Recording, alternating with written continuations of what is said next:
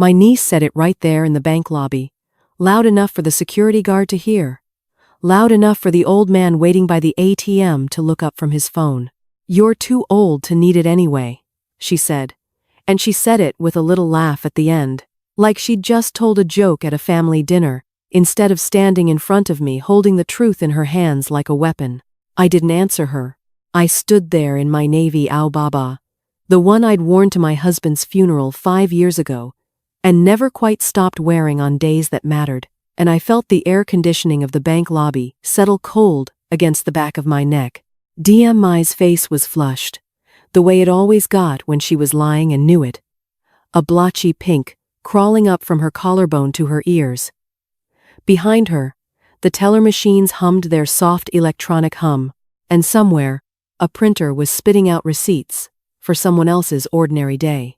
I smiled. Just a small thing, barely a movement at all, one corner of my mouth lifting like it had a mind of its own. I have been told my whole life that I have a particular kind of smile, the kind that doesn't reach the eyes, the kind that nurses learn to use on patients whose test results have just come back wrong. You smile, so they don't see the floor falling out from under you. You smile so they keep talking, because people who think you're calm will tell you things people who think you're afraid never will. DM. My blinked. She hadn't expected the smile. She'd expected tears. Maybe. Or that trembling old woman anger that dissolves into nothing the moment someone raises their voice back. She didn't get either. She got silence. And silence is the one thing my niece has never known what to do with. The bank manager, a young man with gel in his hair and a tie too tight for his neck, shifted his weight from one foot to the other and looked at his computer screen like it might rescue him. I could see the reflection of the fluorescent lights in his glasses. I could see, too, the way his eyes kept flicking toward the printed pages on the counter between us, pages with my name, typed neatly at the top, and a signature beneath it that was almost mine. Almost. 40 years ago, before I held a single patient's hand through their last breath, before I learned to read a chart the way other people read a face, I learned to write my name. My mother taught me at a low wooden table in Baoyan, the ink bleeding slightly into cheap paper, her hand over mine guiding the L into its particular curl. That curl has never changed. Not in 40 years, not even after my hand started to shake. After the fall on the hospital stairs in my 59th year left a small, persistent tremor that doctors call benign and that I call simply mine. The signature on that page did not have my tremor in it. I said nothing about this yet. I only looked at my niece, and I let the silence stretch the way I used to let silence stretch in a hospital room when a family needed a moment to understand what I was about to tell them, when rushing the words would only make the wound worse. She looked away first. She always does. My mind went backward then, the way it does more and more these days, sliding, before any of this, before the bank lobby and the flushed face, and the papers with my almost signature. There was simply my life, small and orderly and mine, in the house. My husband built with money. He saved one bricklayer's wage at a time. The house sits at the edge of Baoyan, where the road narrows and the rice paddies begin, green in the wet season and gold in the dry, depending on which window you look from, and which month the calendar shows. I have lived in that house for 41 years. I raised no children of my own, a fact I made peace with. Decades ago, the way you make peace with weather, by simply living inside it, rather than fighting it. But I raised something else instead. A career, a reputation, a way of moving through a hospital ward that younger nurses still ask me about, even now, even retired, when they see me at the market and stop to bow their heads slightly out of old habit. My husband, Hung, was a quiet man, the kind who said most of what he meant with his hands rather than his mouth. He built the altar shelf himself. The wood, sanded smooth enough that I never once caught a splinter dusting it, and he set it facing east, so that morning light would touch the photograph first, before it touched anything else in the house. I light incense there every morning still. 3 sticks, the way his mother taught me when we first married, the smoke curling up past his photograph, and out through the gap in the window. He never got around to fixing. I am the one who never got around to fixing it either. 5 years now. I tell myself I will call someone next spring. Dia Mai is my younger brother's daughter, born the year I turned 40, the same year I was promoted to head nurse on the internal medicine ward. I remember holding her at 3 days old in the hospital where I worked, marveling at how small a human being could be and still contain, somehow, an entire future inside it. My brother died when she was 19, a motorcycle accident on the road to Laokai City. And after that, I became something more than an aunt to her. Though never quite a mother, I sent money for her schooling. I sat through her university graduation in a borrowed Audi, clapping until my palms stung, prouder than I had any business being for a girl who wasn't mine to be proud of. She used to call me every Sunday, just to talk, she said, though I noticed even then that the calls grew shorter as the years went on, the silences between her sentences longer, the questions about my health growing more specific in a way that I mistook, foolishly, for love. 3 months before the bank lobby, she started visiting more often. She would arrive with fruit from the market, mangosteen or rambutan depending on the season, and she would sit at my kitchen table with the particular stillness of someone waiting for an opening. I noticed the stillness. I did not understand it. "How's your money these days, Auntie?" she asked one evening, stirring sugar into tea she hadn't asked for, and I'd made anyway, the way I always do for guests. "Are you doing okay since Uncle Hung passed? You're not struggling, are you?" I told her the truth, because I have never seen the use in lying to family. I told her about the savings account I'd built over 38 years of nursing wages, money I'd never touched, money meant for the kind of expenses an old woman without children eventually has to think about: the cost of a proper funeral, the cost of not becoming a burden to anyone in my final years. 800 million dong, sitting quiet in the bank the way I myself try to sit quiet in the world, taking up as little space as possible. She nodded slowly when I told her. She said it was good I'd planned ahead. She said I'd always been smart that way. I did not see then what I see now, looking backward, that her eyes had gone somewhere else entirely, while her mouth kept making the shapes of concern. I did not know that smart, to her, in that moment, meant something closer to vulnerable. Around that same time, a young man started appearing at the edges of her visits, mentioned in passing, never quite introduced properly. Huang Fuk, she called him once. A friend from the bank where I did my transactions, someone who'd helped her set up a new account, someone who understood money better than either of us. I remember thinking it was a small world, Bao Yen being the kind of place where everyone eventually knows everyone, where the teller at the only bank in town has likely processed half the village's salaries at some point. I did not think, even once, that small worlds can also be dangerous worlds, that the same familiarity which makes a town feel safe can also make it easy for two people to find each other and discover, in the particular language of the desperate and the opportunistic, that they want the same thing. I went on with my ordinary life. I tended my small garden of herbs along the side of the house. I visited the market on Tuesdays and Fridays. I sat some evenings on the porch as the wind came down from the hills, carrying the smell of someone's dinner fire, listening to the particular hush that settles over Bao Yen after dark, broken only by dogs barking at shadows, and the occasional motorbike passing on the main road. I thought, foolishly, that my life had settled into its final, simplest shape. A widow, a retired nurse, a woman with one niece left in the world, and a small fortune saved for the dignity of her own ending.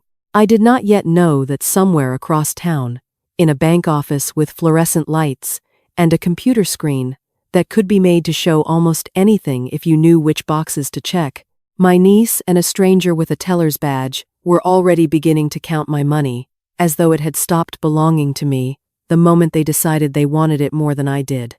The first withdrawal happened on a Tuesday in July, though I did not know it at the time. I have learned since, piecing together dates, the way I once pieced together symptoms on a chart, that it was a small amount, only 12 million dong, modest enough that it would not have triggered any alarm even if I had been checking my balance regularly, which, to my shame now, I was not, I trusted the bank the way I trust most institutions that have never given me reason not to quietly, completely, without the habit of suspicion that perhaps I should have developed after 38 years of watching how easily trust can be misplaced in a hospital, how often the people closest to a patient are the ones who cause the most damage without anyone noticing until it's nearly too late. DMI's visits continued through that month, each one wrapped in the same fruit and tea ritual. The same careful questions disguised as concern. She asked, one evening, whether I still kept my bank passbook in the metal box on my dresser. I told her yes, the way I tell anyone who asks me anything, because suspicion has never come naturally to me when it comes to family. I did not know that 2 days later, while I was at the market buying fish for a dinner, I planned to eat alone. As I eat most dinners now, someone let themselves into my house through the back door that is never properly locked since the wood swelled during last year's rainy season. I did not know that my passbook was photographed, page by page, the account numbers and signature card copied with the casual efficiency of someone who has done this kind of thing before, or who has been taught how to do it by someone else who has. I did not know, either, that the someone teaching had a name. Hong Fook, 28 years old, 3 years working the teller counter at the branch where I have banked since before he was born.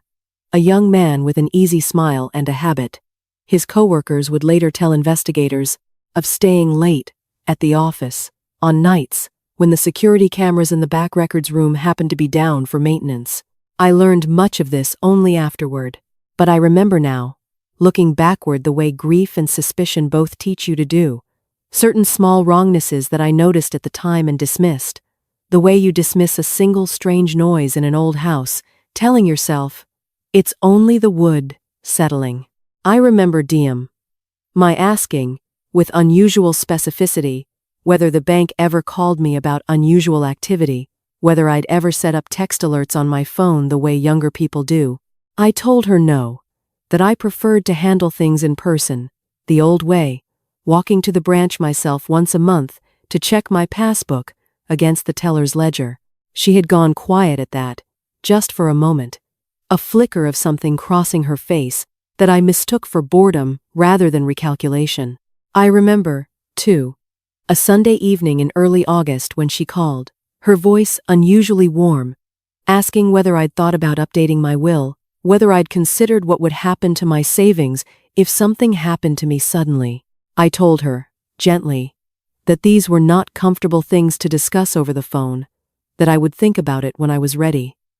I did not tell her that I had, in fact, already decided most of what mattered would go toward a scholarship fund for nursing students from poor families in Laokai province, the kind of student I myself had once been, barefoot and determined, walking 2 hours each way to the nearest school that would teach a girl to read. I kept that decision to myself. I have always believed that the things closest to your heart are safest when they are quietest. The wind that August was unusually strong, sweeping down from the hills most evenings and rattling the loose pane in my kitchen window, the one hung never fixed. I would sit on those evenings beneath the altar, lighting incense, watching the smoke bend sideways under the draft before straightening again, and rising toward the photograph of my husband's calm, unbothered face. I would tell him, sometimes, about my day, the way I have done every evening for 5 years, a habit that comforts me more than I admit to anyone who might think an old woman talking to a photograph is something to worry about. I did not tell him, because I did not yet know, that somewhere in town, 2 more withdrawals had already been processed under my name, the amounts growing slightly each time, the signatures growing slightly more confident with practice, the way any skill improves with repetition, even a skill built entirely on theft. By the end of August, nearly 200 million dong had moved out of an account, I believed, with the particular piece of the willfully unsuspecting, to be exactly as full as I had left it. I noticed nothing. I felt nothing shift in the rhythm of my days. I continued lighting incense each morning, continued my Tuesday and Friday trips to the market, continued sitting on my porch in the evenings, listening to dogs bark at shadows that, I would later understand, were not entirely imaginary. Somewhere in that quiet, ordinary stretch of my life, the wound had already opened. I simply had not yet learned to feel it. It was a Friday in late September, when I finally walked to the bank myself, passbook in hand, the metal box tucked under my arm out of an old habit I've never managed to break, the same habit that once made me carry emergency supplies even on my days off, just in case the world decided to need me without warning. The walk to the branch takes me 18 minutes if I go the long way past the temple, which I always do, because the temple courtyard in late September smells of frangipani and the particular dust that rises when the dry season begins to settle over Baoyan, turning the green hills at the edge of town a softer, more tired color. I remember the wind that morning, light but persistent, lifting the hem of my al-baba and carrying with it the thin gray thread of incense smoke from the temple's outer shrine. I remember thinking, as I climbed the 3 concrete steps into the bank, how strange it was that such an ordinary errand could feel, in hindsight, like the last ordinary moment of a particular kind of life. The teller who helped me that day was not Hoang Phuc. It was an older woman, someone I half recognized from years of Tuesday and Friday visits, her name tag reading Thu in small block letters. She took my passbook, ran it through the small machine that prints the latest transactions in narrow blue ink, and slid it back across the counter to me with the kind of automatic politeness that asks for nothing in return. I did not look at the numbers right away.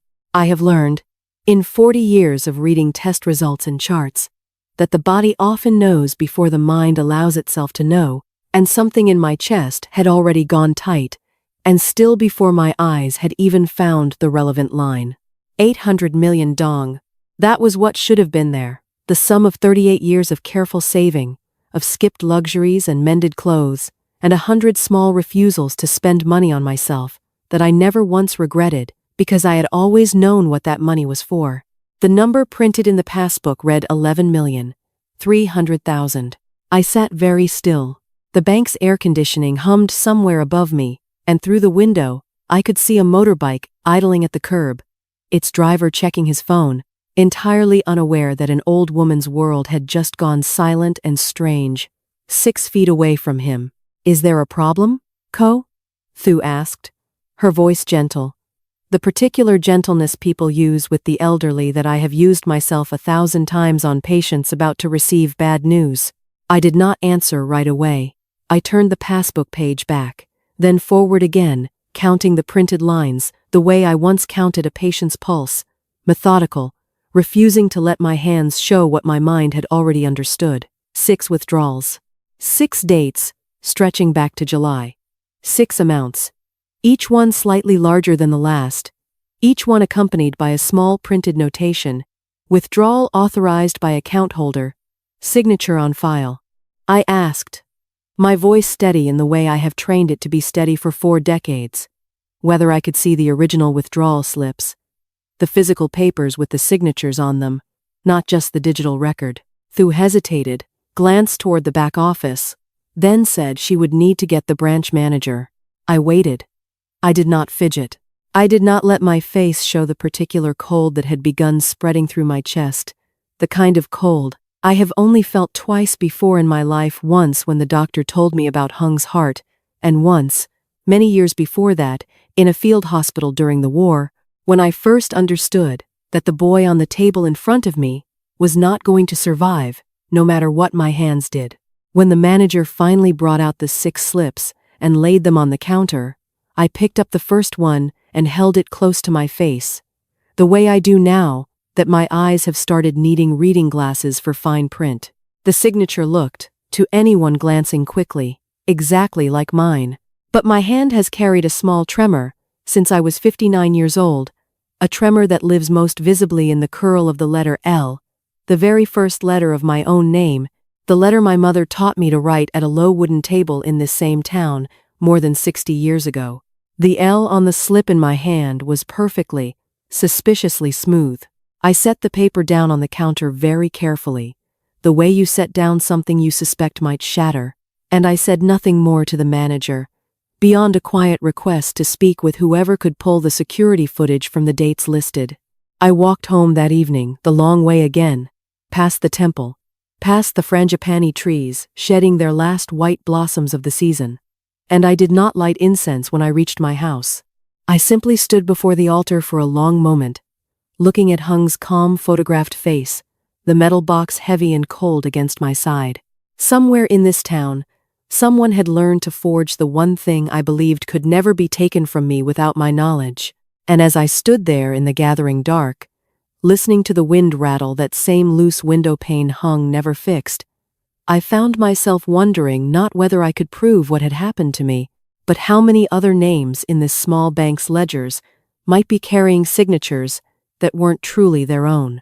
The security footage arrived 3 days later. On a USB drive, the branch manager handed me across his desk with the particular reluctance of a man who already suspects what it will show. I watched it that evening, alone, at the small desk in my bedroom, where Hung used to do the household accounts by lamplight. My laptop is old, a gift from a former colleague's son who upgraded his own and didn't want to see mine go to waste. And the screen flickered slightly as the video began to play, grainy and time-stamped in the corner with a date from late July.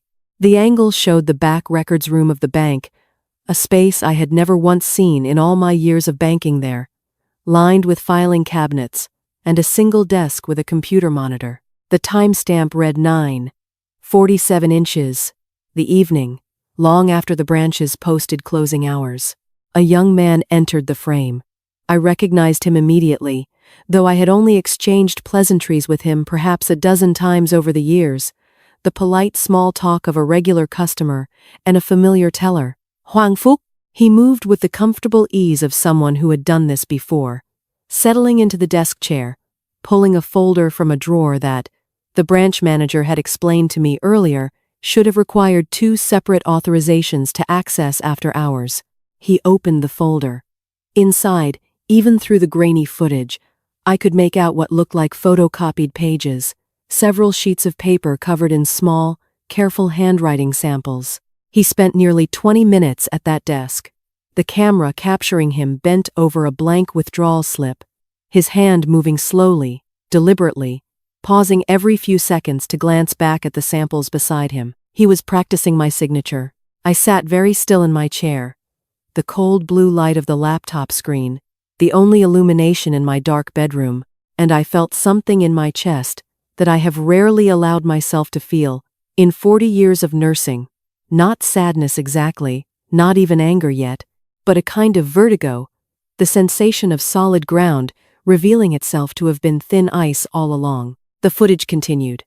At 10:03, the bedroom door of the frame, or rather the record's room door, opened, and someone else entered. The angle was poor, the second figure mostly obscured by a filing cabinet, but I caught a glimpse of dark hair pulled into a low ponytail, a familiar gait, a way of crossing a room that I had watched 1,000 times across my own kitchen table. Diem me. She crossed to where Hoang Fuck sat, leaned over his shoulder to examine his work, and said something the footage had no audio to capture. He turned to look up at her, and even through the poor quality of the recording, even across the distance of a grainy camera and a long table, and the space between what I had believed and what was actually true, I could see them smile at each other. Not the smile of 2 coworkers sharing a private joke. The smile of 2 people who already understood, completely, and without need for further discussion, exactly what they were building together. I closed the laptop. I sat in the dark for a long time after that. Longer than I meant to. Long enough that the wind outside changed direction twice, and the dogs, 3 houses down, stopped their evening barking and went quiet.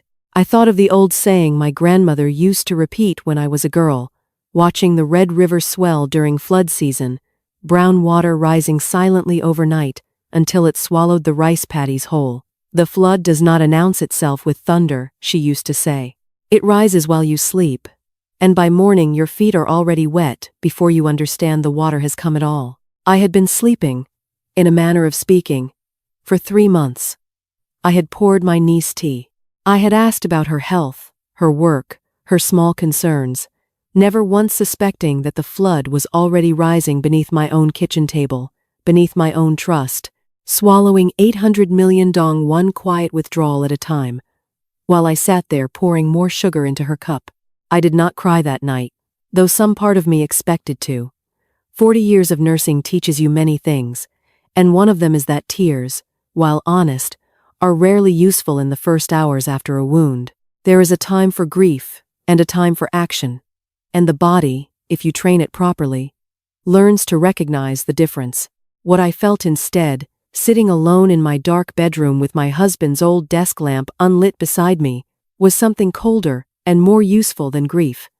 A kind of clarity, the same clarity I used to feel in the moment a diagnosis became certain, when uncertainty, however painful its resolution, was finally replaced by something solid enough to act upon. My niece had not simply taken my money. She had planned, with patience and precision, to take it from a woman she had called Auntie since the day she was born. A woman who had sat beside her hospital crib, counting her tiny breaths. A woman who had clapped until her palms ached at a graduation ceremony for a girl who turned out to see her, in the end, as nothing more than a number in a passbook waiting to be emptied. I thought of Hung, of what he would have said if he were still here to say anything at all. He had never trusted easily, my husband, a quality I used to gently tease him for, back when I believed my own easier trust was a virtue, rather than a vulnerability waiting to be discovered. I wondered, sitting there, whether he would have seen this coming, whether he would have noticed the stillness in DM's eyes that I had mistaken, for 3 long months, for love. I opened the laptop again before I went to bed. I watched the footage once more, slower this time, pausing on the moment the two of them smiled at each other across that records room desk, memorizing it, the way I once memorized the particular shape of symptoms that, taken together, meant something far worse than any single one of them suggested alone. Then I closed the laptop a final time, and I sat in the dark a while longer, listening to the wind, understanding with complete and terrible clarity that the flood had not finished rising yet, and that I was the only one, in this entire small town, who had finally understood that the water was already at the door. I did not confront anyone the next morning. I made tea instead, the way I do every morning, and I sat at my kitchen table watching steam curl upward past the window where Hung's loose pane still rattles slightly in the wind, and I thought, with the particular discipline of a woman who has spent 38 years learning patience in places where impatience costs lives, about what to do next. A hospital teaches you that the worst thing you can do, when you discover something terrible, is act on it immediately and without a plan. You stabilize first, you gather information, you make certain of your diagnosis before you ever speak it aloud, to the people it will devastate. So I began, quietly, to gather. I returned to the bank that Monday, not to confront the manager again, but to request, calmly and in writing, copies of every document related to my account. Over the past 6 months, the original signature card I had filled out, when I first opened the account 30 years ago, every withdrawal slip, every internal log of who had accessed my file and when, I framed it. When the manager hesitated, as an old woman's natural caution after discovering an error, nothing more. I did not mention the footage. I did not mention names. There is a particular pleasure, I confess, small and quiet, and entirely private, in watching people underestimate you while you are already 3 steps ahead of them. I have felt this pleasure before, in hospital rooms where a young doctor dismissed an old nurse's concern about a patient's color or breathing, only to find, an hour later, that the nurse had been right all along. It is not a loud pleasure. It does not announce itself. It simply settles into the chest, like warm tea, on a cold morning, sustaining you through the work still ahead. I spent the following week making careful visits that, to anyone watching, would have looked like nothing more than an old widow's ordinary errands. I went to the district records office and requested a certified copy of my original identity documents, the ones used decades ago to open my very first bank account, documents that carried my signature, from a time before any tremor had entered my hand at all, a baseline against which everything else could be measured. I visited my old colleague Hoa, who had worked beside me on the internal medicine ward for nearly 20 years before her own retirement, and whose son, as it happened, now worked as a junior officer with with the district's economic crimes unit. I did not ask her son for favors. I simply asked, over tea in her garden, whether he might explain to me, in general terms, how someone in my position should go about formally reporting a suspected case of financial fraud, what documents would matter most, what timeline I should expect. He explained patiently, the way young people sometimes do with the elderly, a gentleness in his voice that suggested he believed he was simply humoring a worried old woman rather than briefing someone already building a case. I let him believe that. There is no harm in being underestimated when being underestimated buys you time. I began keeping my own private ledger, in a small notebook I bought at the market, recording every detail I could recall about DMI's visits over the past months, the dates, the questions she had asked, the small inconsistencies I had noticed and dismissed at the time. I wrote down the date she had asked about text alerts on my phone. I wrote down the evening she had called, asking about my will. I wrote down, with as much precision as memory allowed, the names she had mentioned in passing, including, several times now, the name Hong Fook. I thought, working through these pages by lamplight each evening, of an old saying about bamboo, the kind every child in this country learns before they are old enough to understand its full weight. Bamboo bends in the storm, my grandmother used to say, but it does not break, and when the wind finally passes, it is still the bamboo standing in the field, not the trees that refuse to bend at all. I had bent, these past months.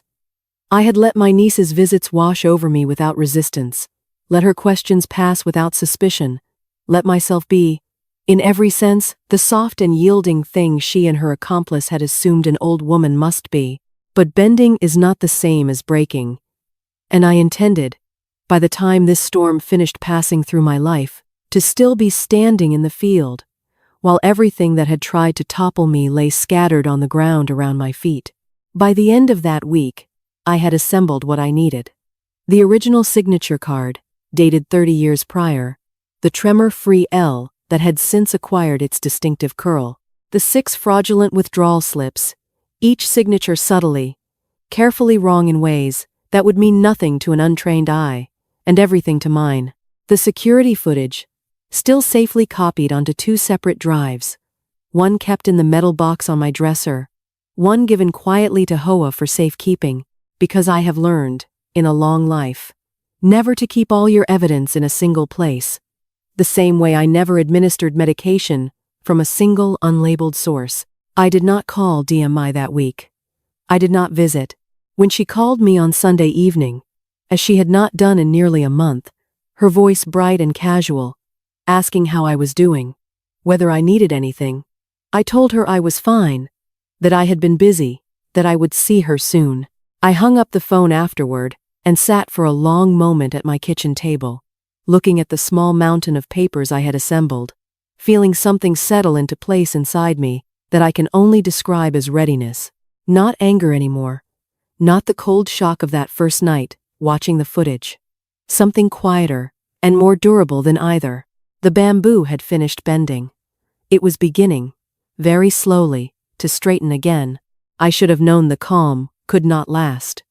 In my experience, both in hospitals and in life, the moment before things grow worse rarely announces itself with warning. It simply arrives, dressed in ordinary clothes, knocking on an ordinary door. It was a Wednesday afternoon when DMI came to the house unannounced, something she had stopped doing months ago, in favor of careful, scheduled visits. I was in the garden tending my herbs when I heard her motorbike pull up outside, and something in the particular roughness of the engine cutting off told me, before I even saw her face, that this visit was different from the others.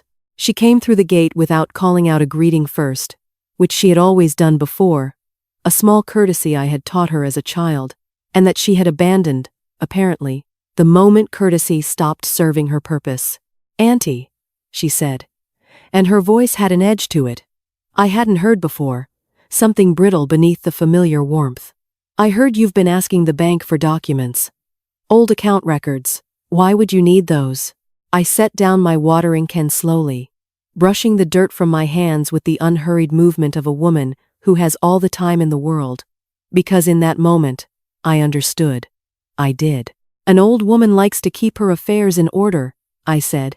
Surely that doesn't surprise you. Her eyes narrowed, just slightly.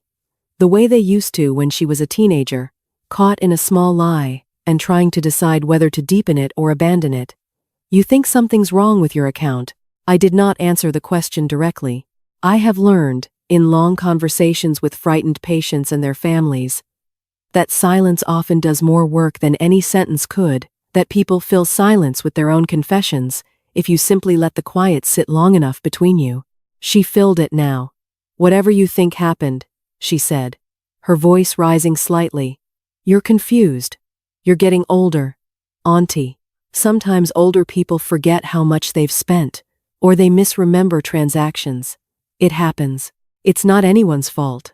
There it was again, the same poison she had offered me in the bank lobby weeks before, dressed up now in gentler clothing but no less cruel for the softer wrapping. You're too old to need it. You're too old to trust your own memory. You're too old to be believed. Even about the contents of your own life. I looked at her for a long moment. This girl I had held at 3 days old.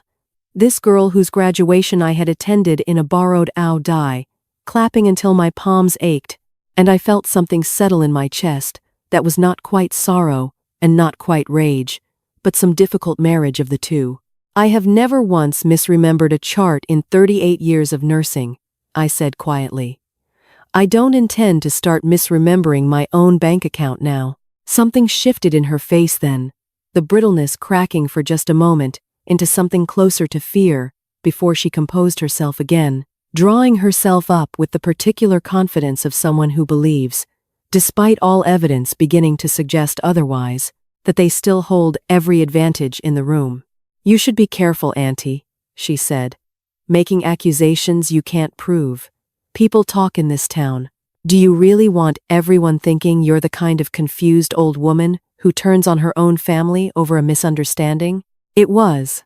I understood in that moment, both a threat and a confession, though she likely did not realize she had offered me the second along with the first. She was afraid.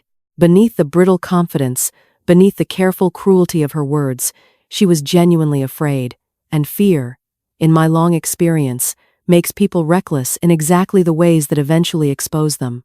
I did not raise my voice. I did not argue with her, did not list the evidence I had gathered, did not give her even the smallest hint of how much I already knew.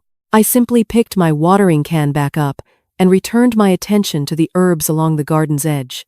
The basil and mint had planted decades ago and that I have kept alive every season since. Thank you for your concern, I said, not looking up. I'll be careful. She stood there a moment longer, clearly unsettled by my refusal to either confirm her accusations or collapse beneath them, and then, with a sharpness that told me everything I needed to know about how close to the surface her own anxiety had risen, she turned and walked back to her motorbike without another word. I watched her go, the dust rising behind her wheels as she pulled away down the narrow road, and I felt, beneath the ache of watching someone I had loved reveal herself so completely as a stranger, something that almost resembled satisfaction.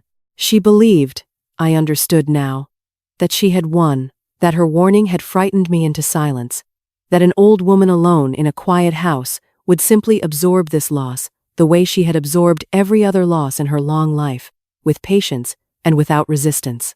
She did not know about the documents already gathered in my metal box. She did not know about the second copy of the security footage sitting safely in Hoa's keeping. She did not know that the very same stillness she mistook for surrender was, in fact, the particular quiet of a woman who had already decided exactly how this story would end, and was simply waiting, with the patience of 38 years spent watching the slow turn of illness and recovery alike, for the precise moment to act. That evening, lighting incense before Hung's photograph, I told him, quietly, that the storm his loose window pane had always rattled against was about to become something far larger than wind. The deepest wound did not come from the money. I want to be honest about that. Even now, even after everything, the money was significant. Yes, 38 years of careful saving, of small refusals and skipped comforts. all of it meant to spare anyone the burden of my final years. But money, I have learned across a long life, can be replaced, recovered, rebuilt if you live long enough and work hard enough. What cannot be replaced is the particular kind of trust that exists between a woman and the child she helped raise, even a child who was never, in the strictest sense, her own. It was Hoa's son, the young officer, who finally brought me the last piece, the one that turned suspicion into certainty, and certainty into something far harder to carry. He came to my house on a Thursday evening, his uniform still creased from a full day's work, carrying a folder of bank records obtained through official channels now that my formal complaint had been filed and accepted. We sat at my kitchen table, the same table where DM Mai had once stirred sugar into tea, while asking, so casually, which bank I trusted with my savings. He laid out, piece by piece, what the records showed. The withdrawals had not simply moved into DM Mai's pocket and stayed there. A significant portion, traced through several accounts before finally settling, had gone toward repaying debts she had accumulated through cryptocurrency investments that had collapsed over a year earlier, debts that had grown, through compounding interest from unofficial lenders, to a sum that frightened even the young officer reading the numbers aloud. But it was the messages, recovered from a secondary account linked to Hong Fook's banking credentials, that did the deepest damage. Text exchanges between the two of them, stretching back nearly 4 months, long before that first July withdrawal, longer than I had ever imagined. This plan had been taking shape in the dark, away from my kitchen table and my unsuspecting tea. The officer read them to me gently, the way I imagine I once delivered difficult diagnoses to frightened families, softening nothing in content but offering it slowly, allowing space between each revelation. She doesn't check the account herself, one message read, dated nearly 5 months back. She trusts the passbook. We have time. Another, from later. She's getting older. Her hands shake more, easy to explain mistakes if anyone asks. And then, the message that finally broke something loose in my chest, that I had been holding rigid since the bank lobby, since the security footage, since every quiet moment of disbelief I had pushed down beneath the discipline of 40 years. What if she finds out before we're done? Hong Fook's reply, dated only weeks before that final confrontation in my garden. She won't. She loves you too much to suspect you. That's the whole plan. I sat very still, at my own kitchen table, in my own quiet house, with the photograph of my husband watching from the altar shelf, and the smell of incense still faintly lingering in the air from that morning's ritual, and I felt something inside me finally give way, not loudly, not with tears that fell, but with a kind of internal collapse, the way a building sometimes fails, not from one great blow, but from the slow accumulation of small cracks, finally reaching their limit all at once. She loves you too much to suspect you. That's the whole plan.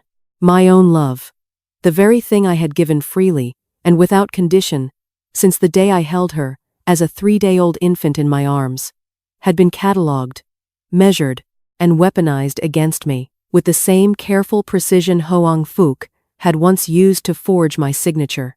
They had not simply stolen my money. They had studied my love and built a blueprint from it, calculating exactly how much trust they could exploit before the structure finally gave way. I thought of the old proverb about still water, the one I had repeated to myself in the bank lobby weeks ago, believing it described only my own outward calm. I understood now. It carried a second meaning I had not considered. Still, water runs deepest, but it can also hide the deepest wounds, the kind that never surface, that simply sink and settle and remain, unseen, at the very bottom of everything. The young officer, watching my face, asked gently if I needed a moment. I told him I did not, though this was, perhaps, the only lie I told in this entire ordeal. I needed more than a moment. I understood in that instant, to grieve something that did not yet have a name in any language. I knew not quite the death of a person, since DM Mai still lived and breathed and would. I now understood with terrible clarity, stand trial, for what she had done, but the death of who I had believed her to be. the death of the particular love I had carried for her since infancy. A love that could not survive contact with the truth, now laid out in black text on a printed page. I lit 3 more sticks of incense that night, though it was not yet morning, an irregularity I had never once permitted myself in 5 years of careful ritual. I stood before Hung's photograph for a long time, the smoke curling sideways under the draft from his unfixed window, and I told him, my voice steadier than I felt, that I finally understood the full shape of what had been taken from me, and that I intended, with whatever years I had left, to make certain it was the last thing anyone ever took from me without consequence. Grief, I have learned across 40 years of nursing, has its own schedule, one that refuses to be hurried no matter how urgently the rest of life seems to demand your attention. I allowed myself exactly 3 days of it, 3 mornings where I lit incense and said nothing, 3 afternoons where I sat in the garden without tending it, 3 evenings where I ate alone and tasted almost nothing of what was on my plate. On the 4th morning, I rose before dawn, the way I used to rise for early hospital shifts decades ago, and I began, with the same methodical discipline that once guided me through emergency wards full of frightened patients, to plan. I returned to Hoa's son, this time not as a worried aunt seeking general guidance, but as a formal complainant ready to provide everything the case required. I handed over my private notebook, every date and detail recorded in careful handwriting. I handed over the original signature card, the security footage, the certified copies of fraudulent withdrawal slips, with their suspiciously smooth, tremor-free L. I answered every question he asked, with the same calm precision I once used to answer a physician's questions about a patient's vital signs, because precision, I have always believed, is its own form of respect for the truth. The investigation, he told me, would take weeks, perhaps longer. There would need to be formal interviews, handwriting analysis conducted by an independent expert, a full audit of both DM Mai's and Hoang Phuc's financial records. The bank itself would face scrutiny for the lapse in internal controls that had allowed an employee to access security footage and customer records without proper oversight. I told him I understood. I told him I was prepared to wait. What I did not tell him, because it was not yet his to know, was the particular shape my own preparation had begun to take in the quiet hours of those 4 difficult days. I had spent 38 years learning that the most important work in any crisis happens not in the dramatic moments everyone remembers afterward, but in the careful, unglamorous preparation that makes those dramatic moments possible at all. A successful surgery depends on hours of preparation no patient ever witnesses. A life saved in an emergency room depends on protocols rehearsed 1,000 times in calm, ordinary moments, long before the crisis ever arrives. So I prepared. I visited my own bank in Lao Cai City, a larger branch outside Bao Yen where no one knew my name or my niece's face, and I opened a new account there, modest for now, but ready to receive whatever might eventually be recovered. I met privately with a lawyer recommended by Hoa, a careful woman named Phuong, who specialized in financial fraud and who listened to my entire account without once interrupting, taking notes in a hand almost as steady as my own once was. I did not contact DM Mai during this time. I let her believe, through my silence, exactly what she wanted to believe, that her warning in the garden had worked, that an old woman's brief flurry of document requests had quietly subsided into confused acceptance, the way she had always assumed, with the particular arrogance of the young. That age eventually surrenders to itself. I let her keep believing this, even as I sat each evening at my kitchen table, organizing copies of every document into careful folders, color-coded the way I once organized patient charts, so that nothing critical could ever be overlooked in a moment of pressure. I let her believe it, even as Phuong began quietly coordinating with the district's economic crimes unit, building toward a date neither DM Mai nor Hoang Phuc yet knew was approaching. On the 5th evening, lighting incense before Hung's photograph, as I had every evening for 5 years, I noticed something I had somehow never fully registered before, despite standing in this exact spot 1,000 times.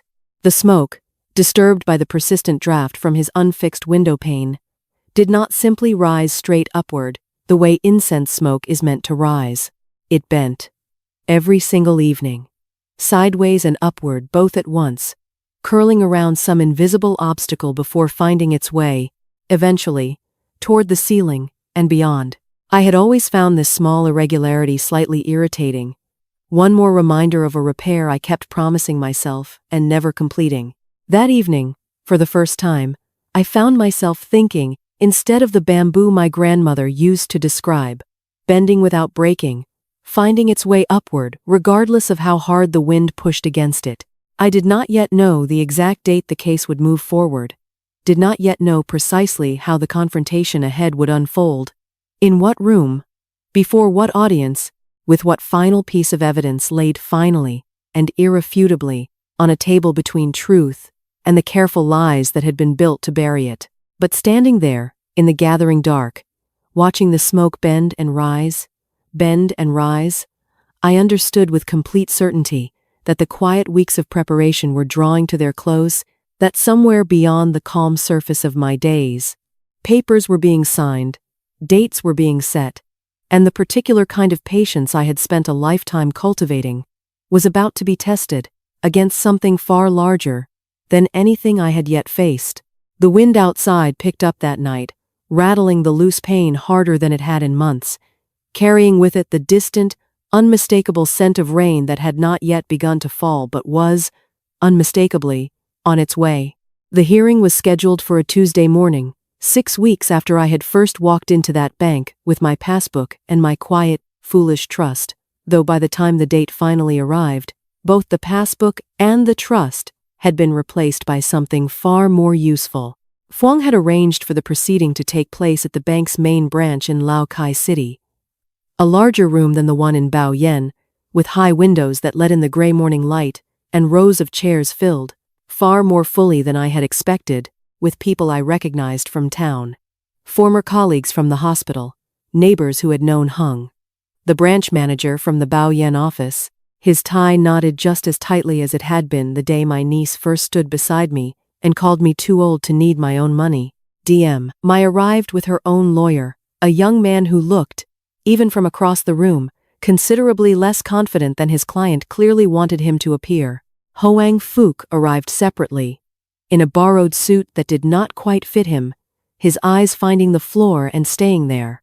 I wore my navy ao baba again, the same one from the bank lobby weeks before, and I carried the metal box, the one that had once held nothing but wartime syringes and now held everything that mattered, settled in my lap like something precious, and finally ready to be opened. The district investigator spoke first, laying out the formal charges in measured, official language: fraud, forgery, conspiracy, breach of professional trust on the part of the bank employee involved. I listened without expression, the same stillness I had carried since the bank lobby, since the security footage, since every difficult evening of preparation that had led to this room. When it came time for evidence, Phuong nodded to me, and I rose. I did not rush. I have learned, across 40 years, that the most important moments in any room are rarely served well by haste. I opened the metal box and removed the documents one at a time, laying them across the long table at the front of the room with the same careful precision I once used to arrange instruments before a difficult procedure, each item placed exactly where it needed to be before the next was introduced. The original signature card, 30 years old, the L formed in a hand, not yet touched by tremor. The 6 fraudulent withdrawal slips, their signatures smooth and confident, in a way mine had not been since I was 59 years old. I held up the first slip and the original card side by side, close enough that the rows of seated witnesses could lean forward and see for themselves what I had seen weeks earlier in that fluorescent-lit bank lobby, the absence, in the forged signature, of the small distinctive curl that had lived in my handwriting since my mother first guided my hand across cheap paper at a low wooden table. My hand has shaken since I was 59 years old, I said, my voice carrying clearly across the room, steady in the particular way I have trained myself to be steady when delivering news that cannot be softened. Whoever signed these papers did not know that. They studied my name. They never studied my hand. A murmur moved through the seated rows. I glanced, briefly, toward Mai, and saw the color drain from her face in a way that told me, more clearly than any document could, that she understood exactly what was coming next. I introduced the security footage second. The laptop connected to a small projector Fuang had arranged. The grainy nighttime image of Hong Fook at the records room desk filling the wall at the front of the room. The seated witnesses watched in silence as he practiced my signature stroke by stroke. As Mai entered the frame minutes later and leaned over his shoulder, as the two of them smiled at each other in the particular way of people who believe, completely, that no one is watching. I let the footage run its full length before I spoke again. They believed an old woman would not check, I said quietly. They believed I would not notice. They told each other, in messages now part of this record, that I loved my niece too much to ever suspect her. I paused, allowing the words to settle the way I once allowed difficult diagnoses to settle into a frightened family's understanding, giving the room time to absorb what I had just said before I continued. They were right that I loved her, I said. They were wrong that love makes a person blind. In my experience, love simply makes the wound deeper when the truth finally arrives. It does not make the truth any less true. I looked directly at Mai as I said this, and for the first time since that afternoon in the bank lobby, she could not hold my gaze. Her eyes dropped to the table, to the documents spread across it, to the unmistakable, irrefutable curl of an L she had once believed she could replicate without ever truly understanding what made it mine. I thought, standing there in that quiet room full of watching faces, of the words she had said to me weeks ago, loud enough for the security guard and the old man at the ATM to hear. "You're too old to need it anyway." I had said nothing in response that day, had simply smiled and let the silence stretch between us. And I understood now, finally, what that silence had actually been building toward. It had been building toward this exact room, this exact table, this exact moment when an old woman's careful patience finally became impossible for anyone present to dismiss as confusion or weakness or the simple forgetfulness of age. "I am not too old to need what is mine," I said, my voice carrying to every corner of that high-windowed room.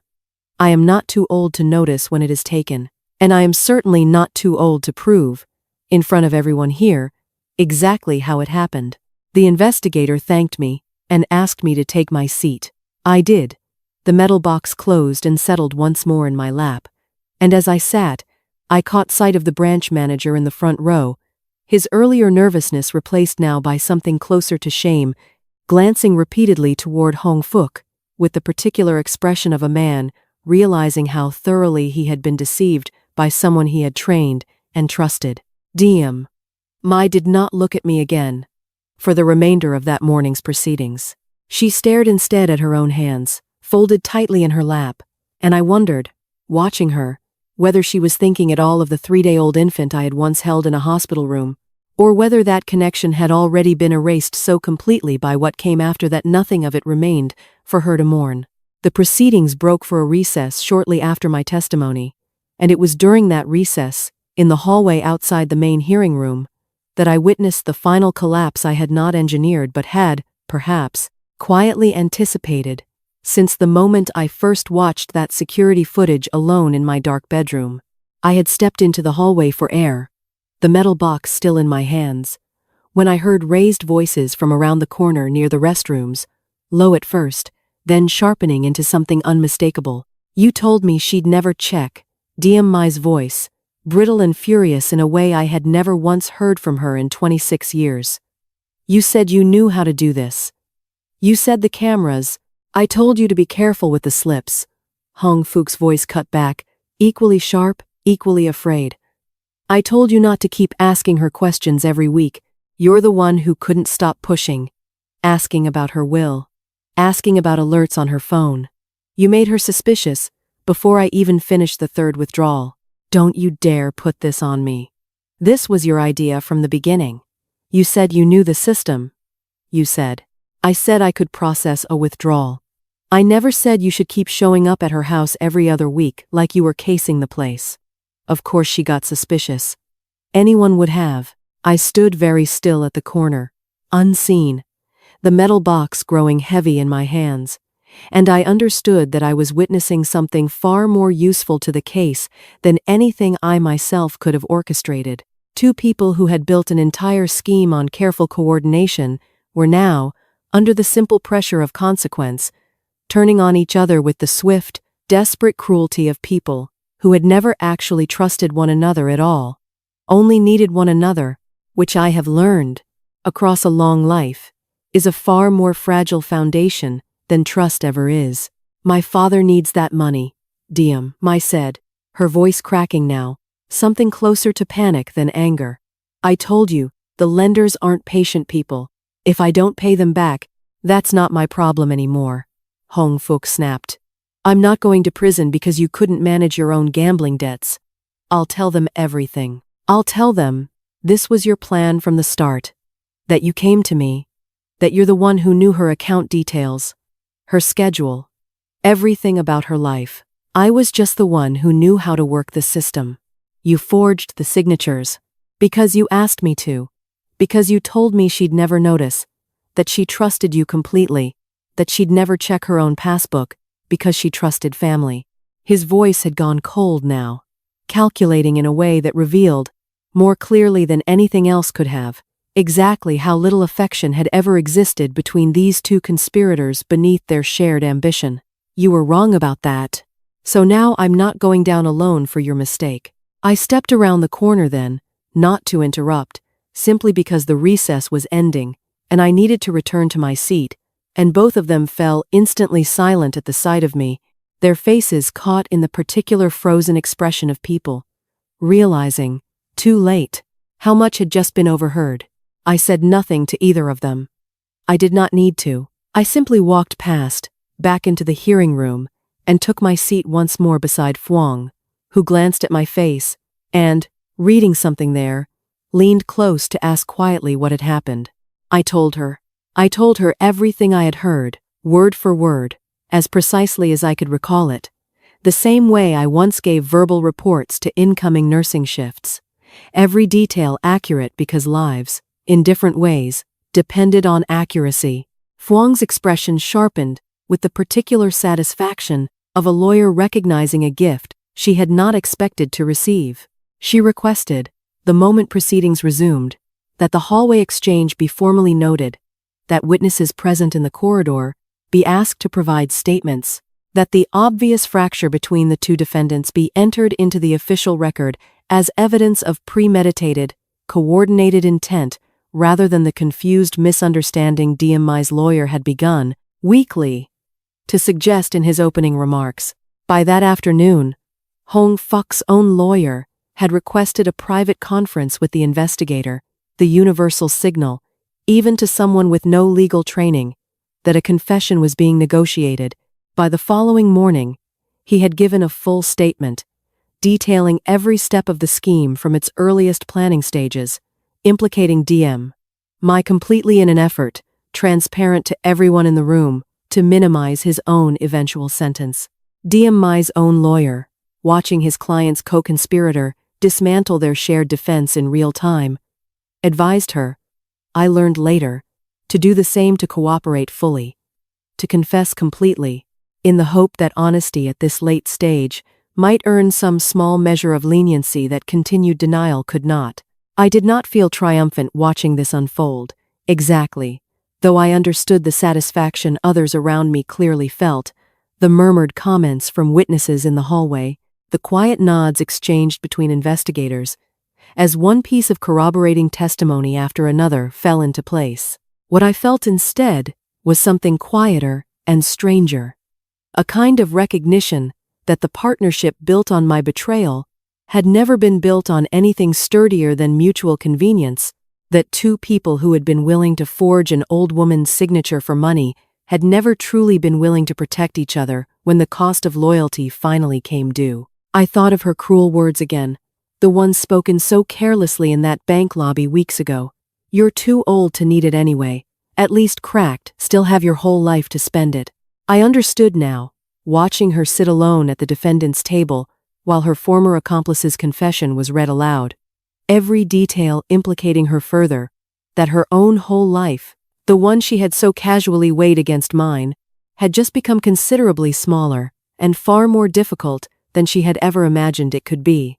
The old saying about the flood returned to me again as I watched her shoulders curve forward under the weight of what was unfolding. The flood does not announce itself with thunder. It simply rises, silent and patient, until even those who built the dam discover, too late, that water finds every crack eventually, including the ones between people who never trusted each other, as deeply as they trusted what they believed they could take. The formal sentencing came 3 months later, in early spring, when the hills around Baoyan had begun their slow return to green after the dry season's long fade. DM. My received 4 years, reduced from what might otherwise have been a harsher term, in exchange for her eventual full cooperation. Hong Fook received 5, along with a permanent ban from any future work in banking or finance, and the branch itself faced significant penalties for the lapse in internal oversight that had allowed his scheme to unfold undetected for so many months. I attended the sentencing, though I did not speak again. I had said, in that earlier hearing, everything that needed saying. I simply sat in the gallery, my metal box at my feet, for the last time in this particular chapter of my life, and watched as the judge read the final terms, watched as DMI was led from the room without once looking back toward where I sat. I felt, in that moment, not the triumph I might once have expected to feel, but something closer to the particular exhaustion that follows any long illness, the relief of finally reaching the other side of a fever, rather than any real joy in the fever having occurred at all. The recovered funds, what could be traced and reclaimed, through the lengthy process Fuang guided me through with patient skill, amounted to roughly half of what had originally been taken, enough, she told me gently, to restore my modest comfort, though not enough to fully replace 38 years of careful saving. I told her this was, in its own way, fitting. I had never needed the money to make me whole. I had only needed the truth. What I did with that recovered money, in the months that followed, surprised even Hoa, who had watched the entire ordeal unfold beside me, with the loyalty of a true friend. I did not rebuild the savings account meant to ease my own final years. I had already decided, long before any of this began, where my legacy would eventually go, and nothing about my niece's betrayal changed that decision. If anything, it confirmed it more deeply than ever. I established the scholarship fund I had quietly planned, the one for nursing students from poor families across Laokai province.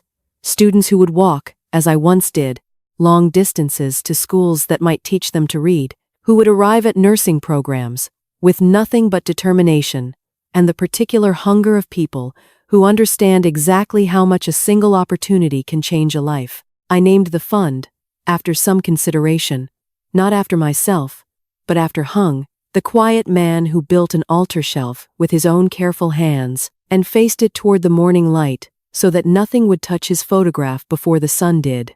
I thought he would have liked that more than any recognition offered to me directly. I visited the bank one final time that spring, not the Lao Kai branch where the hearing had taken place, but the small Baoyan office where this entire story had begun, where I had once stood in a fluorescent-lit lobby and listened to my niece tell me, in front of strangers, that I was too old to need my own money. The new branch manager, a woman this time, with a steadier handshake than her predecessor, helped me open the account that would fund the first round of scholarships, the paperwork processed correctly this time, my signature tremor, and all verified twice before anything was finalized. Walking home that afternoon, I took the long way past the temple, as I always do, the frangipani trees beginning their first tentative blooms of the new season, the air carrying that same thin thread of incense smoke I have walked through 1,000 times in my life, and will, I suspect, walk through 1,000 more before mine is finished.